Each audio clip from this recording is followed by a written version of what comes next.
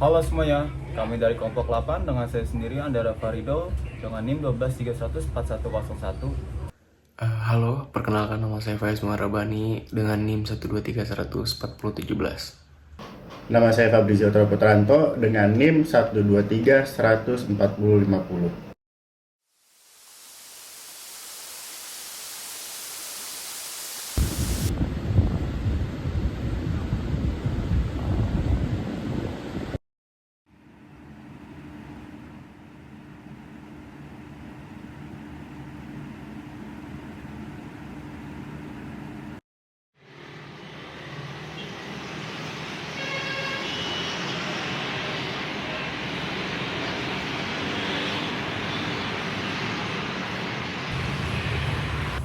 Indonesia sebuah negara kepulauan terbesar di dunia yang dengan lebih 17.000 pulau. Kita diberkati dengan kekayaan alam yang sangat luar biasa. Namun hari ini kita berdiri di persimpangan jalan yang menentukan masa depan. Transisi energi masuk tahun 2026. Janji pemerintah untuk mencapai net zero emission bukan lagi sekedar retorika politik di panggung internasional. Ini adalah masalah keberlangsungan ekonomi. Secara geografis, Indonesia adalah ring of fire, yaitu yang dimana kita punya potensi panas bumi yang terbesar di dunia, matahari yang bersinar sepanjang tahun dan arus laut yang sangat kuat. Namun realitanya kita masih terbelenggu oleh energi fosil yang murah namun mematikan bagi lingkungan. Mari kita bicara konteks geopolitik. Indonesia adalah eksportir batubara terbesar di dunia berdasarkan data 2025. Pasar utama kita adalah Tiongkok, India, dan Jepang.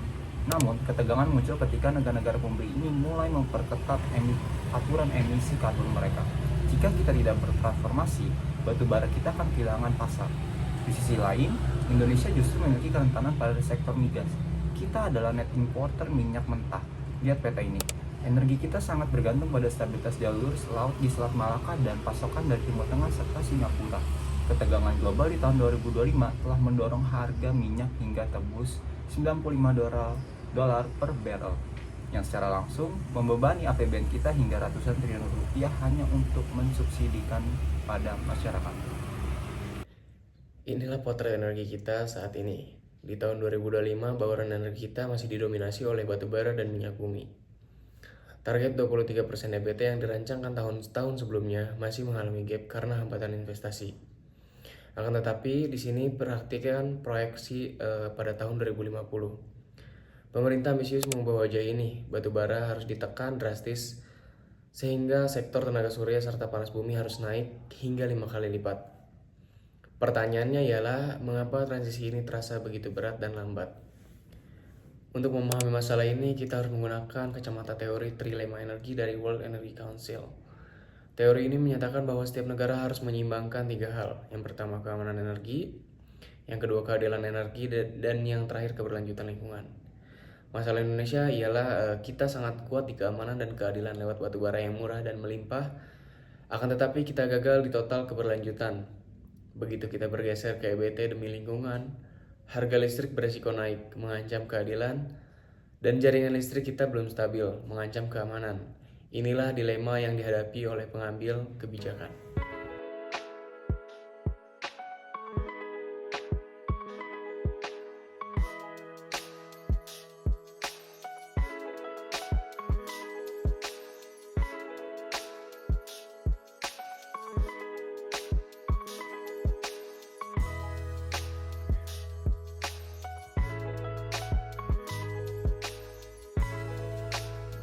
Masalah terbesar kita ialah overcapacity dan kontrak jangka panjang.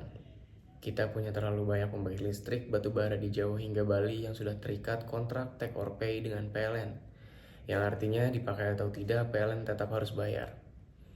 Pemerintah merespon ini melalui skema JETP dengan komitmen dana 20 miliar USD dari negara maju, serta ETM atau Energy Transition Mechanism dari ADB.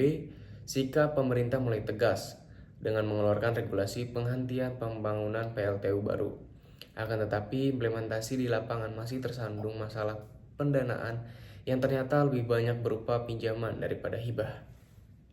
Lalu, solusi teknis yang sedang dikejar adalah pembangunan supergrid. Mengapa? Karena sumber EBT atau energi baru terbarukan kita dari Kalimantan dan Papua, air dan matahari, sementara permintaan listrik terbesar ada di Jawa. Kita butuh kabel bawah laut yang menghubungkan antar pulau. Selain itu, integrasi variabel renewable energy atau VRI seperti tenaga surya membutuhkan sistem penyimpanan baterai. Segala besar agar listrik tetap stabil meski matahari terbenam. Secara teknis, Indonesia juga mulai menguji coba teknologi carbon capture and storage untuk menangkap emisi dari industri yang sulit beralih ke listrik. Pada akhirnya, transisi energi di Indonesia bukan lagi hanya sekedar persoalan mengganti sumber listrik dari batu bara ke matahari ataupun dari minyak ke angin. Namun, ia adalah suatu proses perubahan struktural yang menyentuh jantung ekonomi, politik, dan juga arah pembangunan nasional. Kita menghadapi realitas yang tidak sederhana. Di satu sisi, Indonesia bergantung pada energi fosil untuk menjaga stabilitas harga listrik, menopang industri, serta melindungi daya beli masyarakat. Namun, di sisi lain, dunia bergerak sangat cepat menuju ekonomi yang lebih rendah karbon, dan sayangnya negara yang tertinggal akan kehilangan pasar, investasi, dan juga pengaruh geopolitik. Transisi energi berarti kita harus berani menghadapi 3 tekanan sekaligus. Yang pertama itu adalah tekanan geopolitik dari mitra dagang yang menuntut produk hijau. Yang kedua ada tekanan fiskal akibat dari warisan kontrak energi lama. Dan yang ketiga, yang terakhir itu ada tekanan sosial dari resikonya kenaikan biaya hidup. Ini bukan pilihan yang nyaman, tetapi sejarah yang menawarkan kenyamanan. Seperti setiap transisi besar dalam sejarah, dari agraris ke industri, dari analog ke digital, pasti selalu ada fase ketidakpastian. Namun, negara yang berhasil bukanlah negara yang menghindari perubahan, melainkan yang mampu mengelolanya dengan strategi dan keberanian politik. Jika transisi energi dijalankan dengan tepat, Indonesia tidak hanya akan menurunkan emisi karbon, kita bisa menciptakan industri baru, membuka jutaan lapangan kerja hijau, memperkuat kemandirian energi, dan mengurangi ketergantungan pada pasar global yang sangat tidak stabil. Lebih dari itu, Indonesia memiliki peluang historis untuk menjadi pemimpin energi hijau di Asia Tenggara. Bukan sekadar pengikut.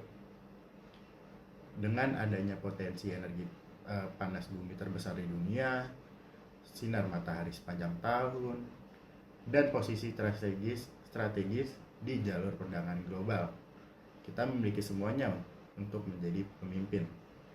Namun, semua potensi itu hanya menjadi angka di atas kertas tanpa keberanian untuk mengambil keputusan sulit pada hari ini. Transisi energi menuntut konsistensi kebijakan, keadilan bagi masyarakat yang terdampak, dan juga komitmen bahwa pembangunan tidak lagi dibangun di atas kerusakan lingkungan. Transisi energi bukan soal hari ini atau besok. Ia adalah keputusan tentang dunia seperti apa yang akan kita wariskan. Apakah kita akan mewariskan ketangguhan ataupun ketergantungan? Apakah kita akan meninggalkan krisis ataupun harapan? Setiap kebijakan adalah pilihan moral. Setiap keputusan energi adalah keputusan tentang keadilan antara generasi sekarang dan generasi yang belum lahir.